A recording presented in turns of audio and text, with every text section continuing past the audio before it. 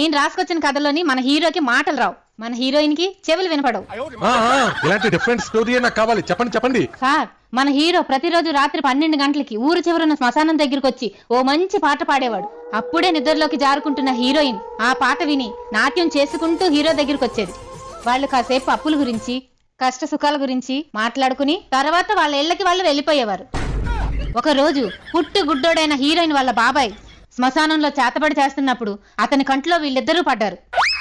కళ్ళు లేని వాళ్ళ బాబాయ్ కాళ్ళు లేని హీరోయిన్ వాళ్ళ నాన్న దగ్గరికి వెళ్లి వీళ్ళిద్దరి గురించి చెప్పాడు. కాళ్ళు లేని వాళ్ళ నాన్న కోపంతో పరిగెత్తుకుంటూ వెళ్లి సైకిల్ ఎక్కి కిక్కు కొట్టి గుర్రం మీద టుక్ టుక్ టుక్ టుక్ అంటూ వెళ్లి జంగు పట్టిన శ్మశానం గేటు దగ్గర ఆగాడు. బొక్కపడిన ఫ్యాంటు జేబుల నుండి గన్ను తీసి హీరో గుండెల్లో గురిపెట్టి టిష్యామని కాల్చాడు. ఆ గన్నులో నుండి 2 బాణాలు సుర్రుమంటూ వెళ్లి హీరో గుండెల్లో కసక్కమని గుచ్చుకున్నాయి. ఆ నొప్పి తట్టుకోలేక హీరోని గిలగిలా కొట్టుకుని చచ్చిపోయింది. ఇదే సార్ నా కథ. ఎలా ఉంది?